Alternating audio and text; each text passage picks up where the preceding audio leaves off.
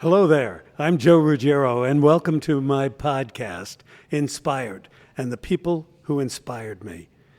And I think you're in for a real treat because we're going to speak to a woman who is a glamorous actress, Morgan Fairchild. And I'm sure you remember her because she's been in the business since she was a little girl. I started when I was 10 in the theater, so I grew up in this. I've been a gypsy my whole life. And so you've done Broadway.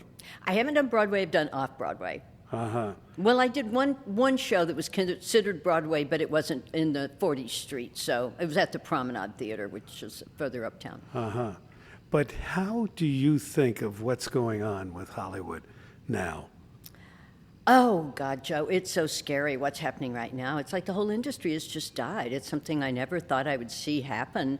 I've lived out here since '77, and of course, Hollywood has always been the mecca for the film business and TV business, and little by little, it's just kind of eroded away to other states, and now also over the last few years to other countries. So, I mean, I hate that, and I would love to see us find some ways with some good tax incentives and things to get the business back here. Because I love LA, I love Hollywood, I love LA, I love living here, I love California. So, I would like to see it be what it was, even 10 years ago. But you're a Texan. I'm from Texas originally, grew up in Texas, moved up to New York, did a daytime soap in New York, and Kojak and different things they were shooting in New York in the 70s, and then moved out here in '77. So I'm a Texas, New Yorker, Californian.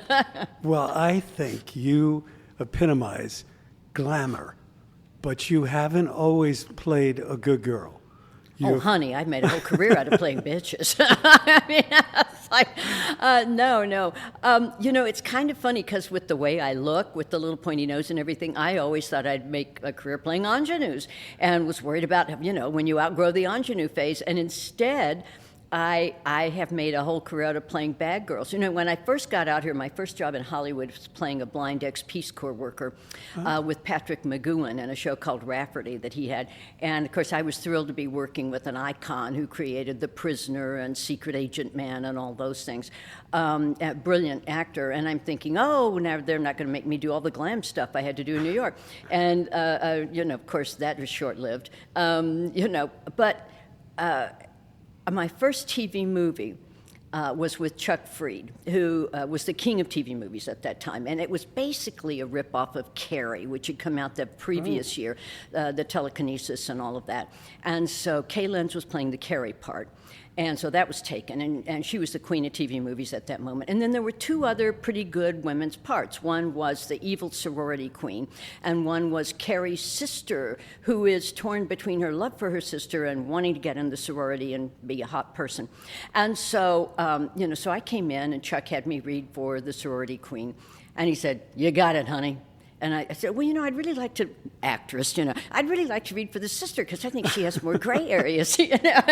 And he said, no. He says, I want a brunette. I said, I'll wear a wig. He said, funny, he says, honey, you haven't been here very long, have you? And I said, no, sir. And he said, let me explain something to you. I can find a good ingenue anywhere, but a good bitch is hard to find.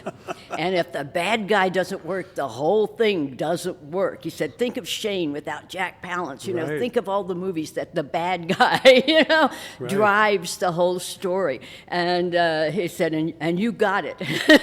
Well, that's it. That's it. And as Katharine Hepburn says, I don't know what it is, but I have it. You mention your name, and everyone says glamour. Yeah. So how do you appropriate that or perpetrate? Well, it just takes longer to paint the dents in every year. You do a very good job. Thank you. You try. You don't want to disappoint people. On the other hand, I always relish getting to play nuns or other things, playing different things. I love doing iconoclastic kind of things that people don't expect you to pop up in. And, and I love doing comedy. And so it's always fun. I remember Well, when we were doing like Pee-wee's Big Adventure, and Paul Rubens had been a friend of mine, I had hosted a night at the Improv with him, and mostly it was older comedians, Shecky Green and other guys, and so in the afternoon they have a run through, and all the older comedians came in and ran through their material, and I'm there to see what they're going to do, and then at the last, this little guy comes in, and dressed in civvies, and says, "I'm not going to run through my act.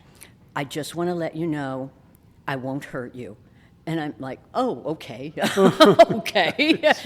So he comes out that night as Pee-wee and has this bag of plastic rubber snakes and spiders and stuff that he's throwing at me and doing all this stuff. So after the show, he came over and said, "You're the only one who like goes with it. You're the only one who like gets me, and you went with it." And because I grew up in the theater, so I'll improvise with people, you know. Absolutely. So anyway, so we became great friends. And so one day I got a phone call. This is back when I still had an answering service.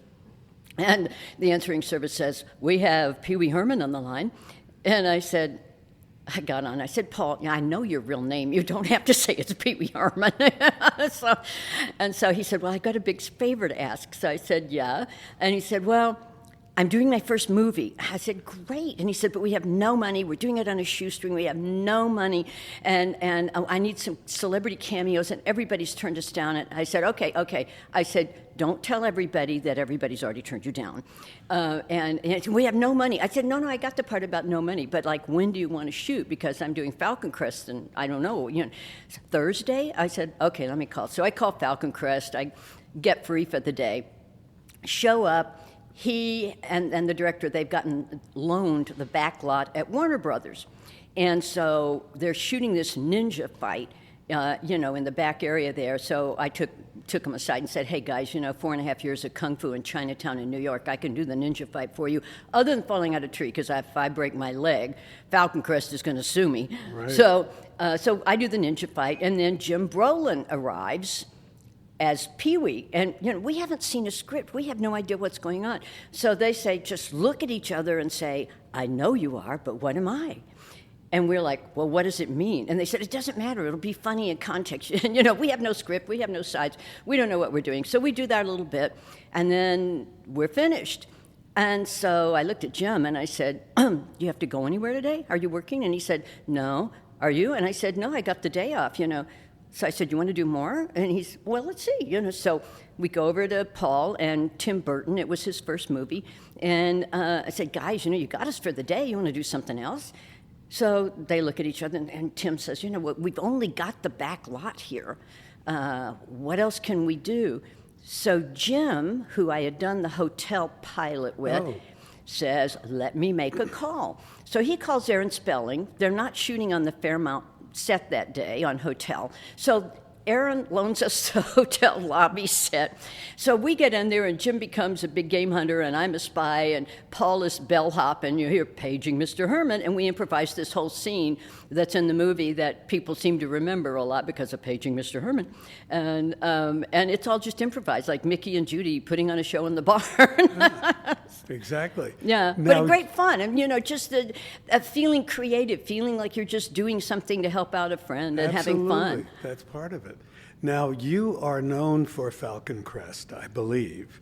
I think that's one of your most famous vehicles. Probably. But you've done a lot. You've been on Dallas. Yeah, I created the Jenna Wade character on Dallas. Right. Now, what was it like with the clothing? Because the clothing? that was almost like a fashion show. Dallas. On Dallas? Yeah. Well, we tended to wear our own. Really? Well, Lorimar would never give much budget for wardrobe. So Lorimar also produced Flamingo Road, which is my first series. And I just ended up wearing my own clothes. In fact, I started a whole trend because when we started shooting, they didn't have all the sets finished. And so they just kept putting me having scenes in my bedroom because they didn't have the rest of the house finished. Right. And so they kept putting me in negligees and stuff like that, and I'm saying, this is getting boring, guys. So I started bringing in my little teddies and lingerie from home and saying, I'm going to jazz this up. And I started a whole trend of the sexy lingerie on the primetime soaps, basically because they hadn't finished their set. That's interesting. Yeah, so that was fun. And then on Falcon Crest, I was wearing my own clothes a lot. I would go to New York and go to the shows, the collections, and buy stuff there, and then bring it back. And then if we used it on the show, I had to deal with the wardrobe lady where she'd split the cost. I'd already gotten it like wholesale, and she would split the cost with me. So I'm getting Valentino's, and I had just gone to... I'd gone to present a Cody Award to the Anne Klein duo. Oh. And when I was backstage, the lady says to me, this is my last year with Anne Klein, I'm going out on my own, and I said, well, Donna, if you're launching your own line, just send me some stuff, I'll wear it. I'm starting on Falcon Crest, I'll wear some of your stuff on Falcon Crest. And so that was Donna Karan. So she's sending me all this stuff, to wear on Falcon Crest. And I would have people follow me down Rodeo Drive saying, isn't that Donna Karan? Where did you get that? And of course, it's one of a kind she sent me. Well, she and Barbara Streisand were very good friends. Yes. And when we had Idea House at the Pacific Design Center, they would come through each year because we would change it all out and, look things over. But I think Donna did have her own furniture collection. I think she might have. Yeah, maybe so. Yeah. Very talented. Oh, very talented. And it's always fun to work with designers like that, or like with Valentino, because I would get like one-of-a-kind things. And sometimes he would like loan me stuff for a show and then just say, keep it. And I'm like, okay, it's a one-of-a-kind runway collection piece. Sure, I'll keep it. Right, absolutely. Now, I know that you are in the process of exploring the possibility of a podcast. Can I say that? Sure. And what kinds of things do you want to talk about? I have such eclectic interests, so I would love to explore all kinds of things with people getting their real opinions. That's what I like about the whole concept of a podcast, is it's just a conversation. Right. It's not like doing one of the nighttime talk shows where it's all kind of, what the jokes are going to be and everything's kind of lined up. That you can actually talk to people about real issues and what they're feeling about things and how they approach life and get to the real nitty-gritty of relationships and people and what they've gone through, because everybody's got a story. Everybody's been through some kind of hell in their life.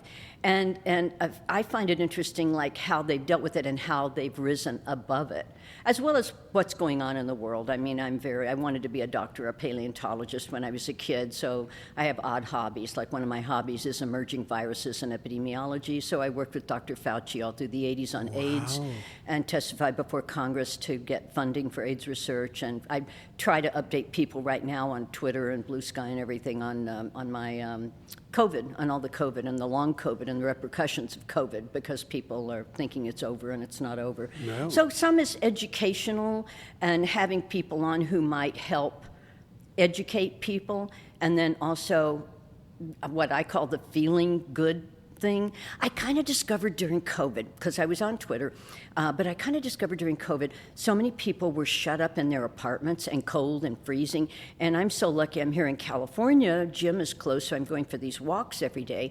And people I'm seeing complaining they're so depressed. So I started posting pictures of flowers. I would take pictures of flowers. Mm-hmm. And then people started saying, oh, we want to see you with the flowers. You're helping me get through this. And I would post videos about, we're all in this together. We're going to get through this. And so now I have people who say, you got me through COVID. And I still do the flowers, and I do my little color-coordinated masks. So, I kind of spot flowers in my neighborhood, and then when I go for a walk, I make sure I take like purple flowers purple mask if the wisteria is blooming, and make sure it's color-coordinated. People get a kick out of it, and it's kind of fun and silly, but it just made me feel good to know that I was helping other people cheer Absolutely. up. My approach has always been that our purpose in life is just to help each other get through it and lift each other up any way we can. So I've never understood this whole thing of having to tread on other people to get places, which hasn't always served me well in Hollywood. No, you are an expert because you're a survivor. Yeah. You've done many things to your resume. What about a memoir? I'm working on it right now. Yeah. I've just finished doing a book proposal, and so getting ready to shop that. So I'm hoping to get that out in the next year or so if we can get a nibble from a publisher. Because Very Well, I interesting. tell stories on Twitter sometimes, and I have sides of my life that people aren't familiar with, and then people will say, "Boy, you should write a book. Right. You've had a weird life." So everybody thinks you're a homecoming queen and nothing ever happened to you, but but it's not true. I've had kind of a lot of weird experiences. Now, you were telling me a little bit about wardrobe and that you would see the names of the people that wore it before. Yeah. And that's an intriguing thing that I guess Debbie Reynolds made some money on.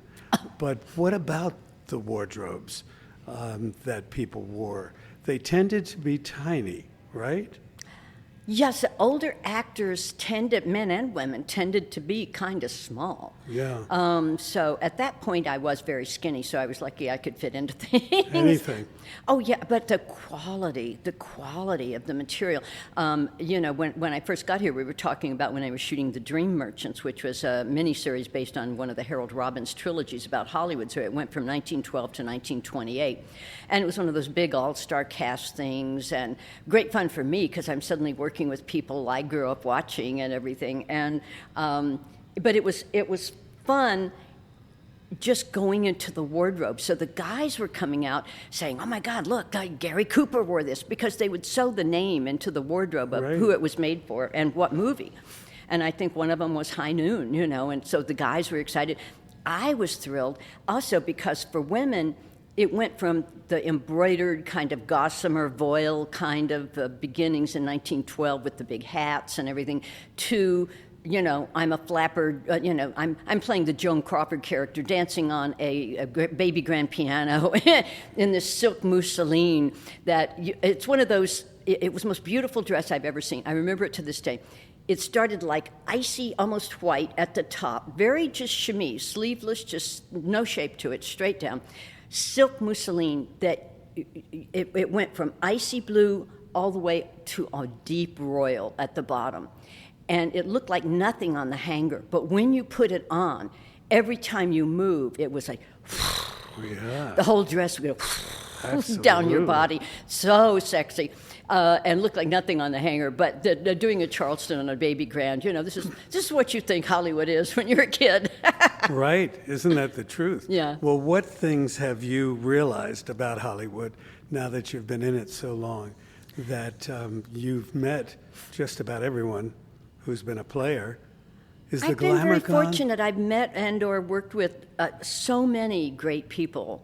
And it's been hard kind of to see the town change because when I first came out, like I said, I was fortunate to a lot of the older actors that I grew up watching were still out and going to dinners and going to things, and so you would meet them even if you didn't end up working with them. But I got to work with everybody from Vincent Price to Fernando Lamas to Betty Davis to Jane Wyman, all these wonderful, and they were all great storytellers. Yeah. I mean, when I started Falcon Crest, Caesar. I can't think of his name right now. I'll come back to it. Cesar Romero? Romero, yes, Yeah. C. Romero. And so, and such a lovely man. So the first day I ran into him on the set, I said, "So Cesar, tell me what it was like working with Marlene Dietrich in 33 on Devil is a Woman." And he would go off on these stories. "I can't believe you remember this old movie." I said, I'm a Dietrich fan. I'm a big fan of Marlene Dietrich. So, tell me the stories. So, and everybody would have these stories, and it was so much fun. One of maybe my second or third job when I got here was with Robert Wagner on a series he had called Switch. Between It Takes a Thief and Heart to Heart, he had another series called Switch with Eddie Albert and Charlie Callis, and it was a fun kind of silly series, and it was one of those great things where I arrived on it was like my third job. I'd never been on the Universal lot before. So I arrived on the Universal lot with my clothes. I'm walking through trying to figure out where I'm supposed to go. And this trailer, one of the trailers, throws open, and there's Robert Wagner standing there half naked, no shirt on, and says, "Are you the girl this week?" I said, "I guess I am." Distinctive voice. Yeah, he says, "Come here." So I go in the trailer. I'm thinking, should I go in the trailer with this half-dressed man? I mean, I've heard about Hollywood. So I get in there, and he says, "Okay, here's the thing. Our first shot is this scene where I I tell you all the reasons I can't go rescue these people. And that makes me sound like a coward. So I'm going to switch lines with you, and you tell me all the reasons I can't go rescue this people. I said, okay. He says, can you remember that? I said, yeah, sure. So we get to it, and we get shooting the scene, and it's a big master shot, where you do the whole scene and everything for people who aren't familiar with film. And it ends up with me down on the sofa with him on top of me in a clinch, with the kiss. And, of course, they start that, my first scene with that. And then as soon as it's finished, he raises up on his arms and he looks down and he says, "You're a real actress." And I said, "Yeah." And he says, "They don't send us many of those." Said, "You remembered all those lines, you did everything." He said, so then at the end of the episode, which was their first episode of that season, he and Eddie, Albert, and Charlie, they came over with one of these little, trophies like you could buy in a novelty store, and gave me their trophy for our favorite co-star of the year. And I said, "How do you know? It's your first episode." And he said, no, because you're so funny and you're so good, we know you're going to be our favorite. Right. Well, that's a wonderful thing to have. Well, he was so kind, and then, then came time to shoot. I did a miniseries called Memory of Eva Reichert. And Natalie Wood was starring in it. Natalie and Roddy made another one of those big all-star things. Irwin Allen produced it, so it was, Towering Inferno and Poseidon Adventure, big, sinking of and all that stuff. But we all had to age 25 years or something in it. So we all had to come in for hair and makeup tests, old-fashioned hair and makeup tests to make sure we're all looking like we're aging the same amount. And so I was kind of nervous because I always idolized Natalie. I mean, West Side Story is one of my favorite movies. I always loved her. And to be honest, I'd had experiences a few times on sets where older actresses did not like having a young blonde on the set and were not always nice. And so I was praying she wouldn't be like that. Well, we're shooting at a big soundstage on Warner Brothers. It's all dark. Everybody's coming in one by one. Here comes Natalie, looking like, 1930s movie star with a whole retinue of people behind her with the hat boxes, because we're doing all the hair and makeup stuff, and the makeup guys and everybody carrying wardrobe, and this whole retinue lined up behind her. And she comes right over to me. She says, "You must be Morgan. RJ told me you're so funny. I know we're going to be great friends." And we were. And then she would invite me to sit in the trailer with her at lunch and stuff, and we would gab. And, of course, they had a lot of pictures of them on the yacht, which is unfortunate. But then we were shooting on the Queen Mary. And so Roddy McDowell and Natalie and I, in our finery, would have lunch every day in the grand ballroom there by ourselves, and they would tell me old Hollywood stories. Who really shot who, and where their bodies really buried it, who was really having an affair with them. Yeah. And they were just so great. And I'll tell you, the Queen Mary is haunted. It's haunted. I tried to stay there. I slept there one night, and of course we'd taken it over, so there's nobody else there, and it's haunted. Yeah. I only stayed one night. Oh yeah. Now tell me what's in the plans, because you've been in this business for many, many years, and I won't even guess. But what... 65 years. I've been doing this 65 years. God bless you. And you've lasted. Now, what's on your bucket list? Oh, Besides the memoir. You mean showbiz-wise? Yeah. Well, I always love going back to theater, and I do theater a lot. I've always wanted to do Eleanor of Aquitaine. I mean, nobody would ever cast me that way. I almost got to do the apple cart with Peter O'Toole back. He was doing it in London, I think, around '86. And Duncan Weldon, the producer at the time, wanted me to do an American tour and then take it to Broadway, doing the part Susanna York was playing in the apple cart, George Bernard Shaw. And so Duncan and I, we went to see it and went backstage to talk to Peter afterwards. And Peter was hysterical. And we sat and talked for 45 minutes, and he was hysterically funny. And I could see Duncan, the producer, was sweating bullets. And so we got out, and he said, "Oh, thank God he liked you." I said, "How could you tell?" And he said, "He talked to you." Oh, well, that's interesting. Of course, he was regaling us with stories of being on tour in the hinterlands and stuff. He was very funny. But then he ended up not doing the tour. I was really looking forward to working with O'Toole. Yeah, absolutely. So that's what you want to do, is theater? Well, I love theater. I love film. You know, they're just so different. I mean, I go back and forth between them. I'm usually doing theater at least every 2 or 3 years. I do something, and I love doing comedies. I love doing farce. Do you do musicals? I've done musicals. I've done a lot of musicals. I'm not really a trained singer. I'm one of those, you know, can carry a tune and moves well kind of actress. I always say, I am good enough to be the star and be lifted and carried, but I'm not good enough to audition for the chorus. That's a good name. That's a good one. But, you know, the interesting story about Rita Hayworth, and I was talking to a guy that used to work for Columbia, is that she was losing her mind, you know, obviously with Alzheimer's coming in. And when she did Separate Tables, they had a damn of a time of her remembering her lines. Yeah. But you have no problem with that. But I guess with film, you know, it's short takes. Yeah, but theater's different, you know. I mean, to be honest, I have a lot of friends, even some younger than I am, saying they can't do theater anymore because they can't remember lines. Right. And I think part of that is COVID. My acting coach said every client he has that's had COVID is having trouble remembering lines now. Ouch. But some of it is just natural aging, you know.